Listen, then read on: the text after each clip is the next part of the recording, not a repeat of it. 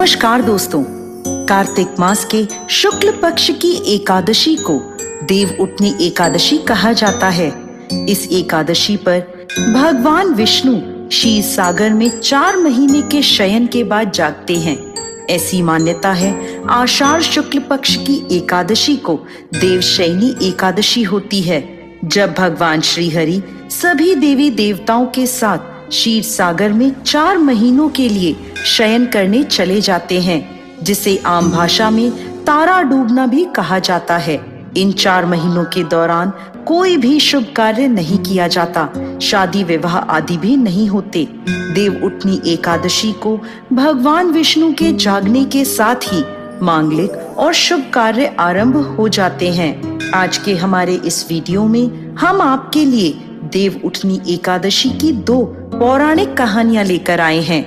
पहली कहानी के अनुसार एक समय भगवान नारायण से माँ लक्ष्मी पूछने लगी, हे नाथ, आप तो दिन रात जागते रहते हैं या फिर लाखों करोड़ों वर्षों तक सो जाते हैं, जिससे पूरी सृष्टि नष्ट हो जाती है। आप नियम से प्रतिवर्ष निद्रा लिया करें, जिससे मुझे भी कुछ समय विश्राम करने का मिल जाया करेगा। लक्ष्मी जी की बात सुनकर नारायण मुस्कुराए और बोले, देवी, आपने ठीक कहा है। मेरे जागने से सभी देवों और खासकर आपको बहुत कष्ट होता है। मेरी वजह से आपको भी जरा अवकाश नहीं मिलता, इसलिए आपके कथनानुसार आज से मैं प्रतिवर्ष 4 माह वर्षा ऋतु में शयन किया करूंगा। उस समय आपको और देवगणों को भी अवकाश मिल जाएगा। मेरी यह निद्रा अल्प निद्रा कहलाएगी, जो मेरे भक्तों के लिए परम कल्याणकारी और मंगलकारी होगी।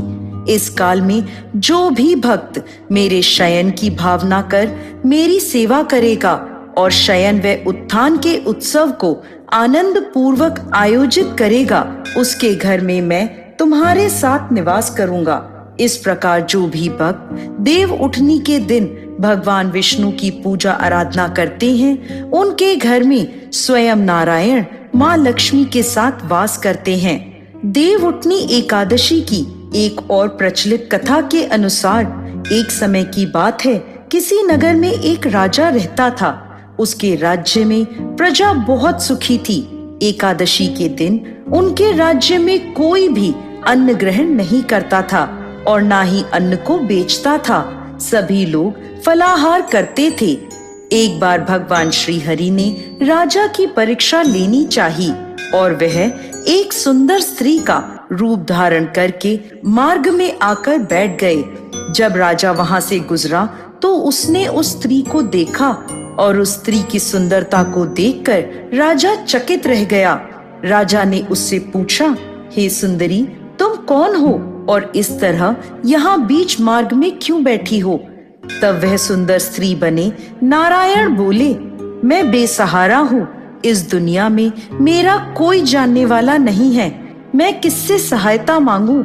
राजा पहले ही उसके रूप पर मोहित हो चुका था, तो उसने उस स्त्री से कहा, तुम मेरे साथ मेरे महल में चलो और मेरी रानी बनकर रहो। यह सुनकर वह स्त्री बोली, मैं तुम्हारी बात मान लूंगी, पर तुम्हें इस राज्य का अधिकार मुझे सौंपना होगा। राज्य पर मेरा पूर्ण अधिकार होगा। मैं जो भी बनाऊंगी तुम्हें खाना होगा।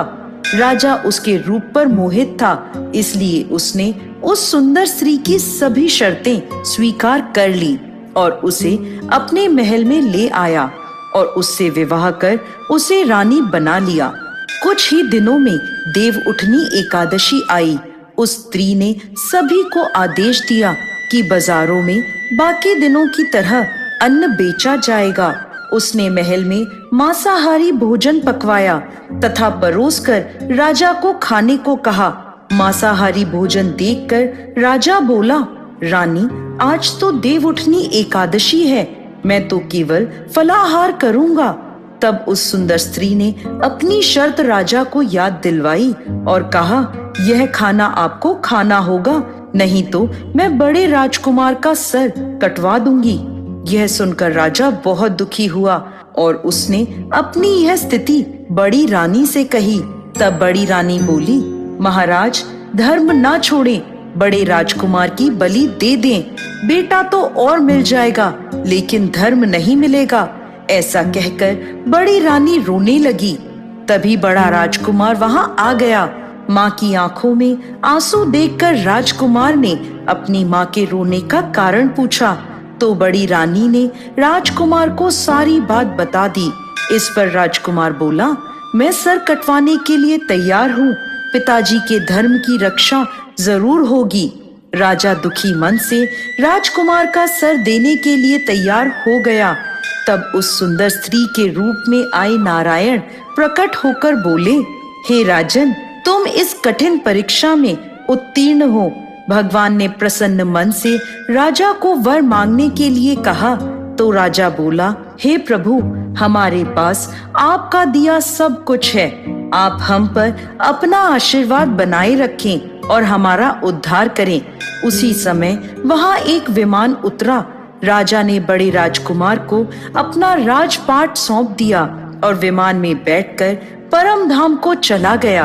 हे भगवान विष्णु, जैसे आपने राजा का उद्धार किया, उसी प्रकार इस कथा को सुनने वाले, बोलने वाले और हुंकारा भरने वाले सब पर कृपा करना। जय श्री हरि विष्णु।